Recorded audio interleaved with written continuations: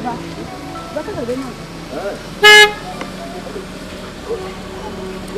Muda. Osas, ilo. Ebo ilo. Uruange. Ebo ilo. Ilo.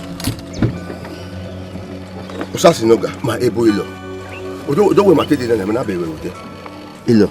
Wo kan do ayo yo Osas. Wa to ko we bori.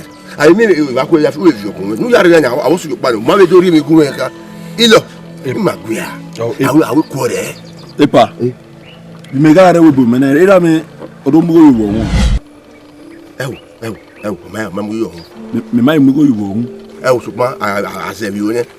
When I tell you why, I'm not your in-law. You're not my in-law. Sas. You are.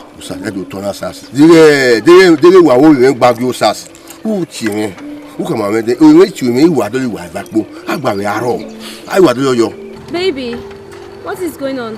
What's new? Agwa. Yeah, go what baby. But don't go there. This month I dey go there. I dey go there. Don't go there. This morning. I'm not your in-law. Me agbo worry wa. When you come away, oh me make the way gbe. Mo re ba ni. Yeah, we o sa se yeah, Joda cat. You know we remote and we line. We baby. Where about the motor now? You said to me all one. You are my in-law. No, we kana no we kana. The way we do my way hero. I might not know what even tell what call it. But allow me, am I saying it? You think let me leave here? Okay, baby. I'm waiting. Epa, I'm not your in-law. Don't ever call me your in-law. You said you were who my own one. Brother. Boy, you Chris. Sas, you see me I heard Sas. Epa, for the very last time, I'm not your in-law. That should be that one. You are not my in-law. I don't hear you. You are one. Who are one? But I'm not saying it. Alright, baby. Baby. I will man with the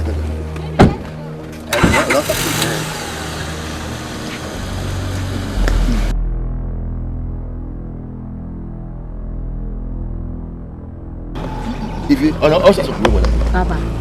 If you are not also don't from me now. Sas now where motor then you will mirror. They have joint account. On a come go with those Sas. I go live in a can one night, Baba. Can't work.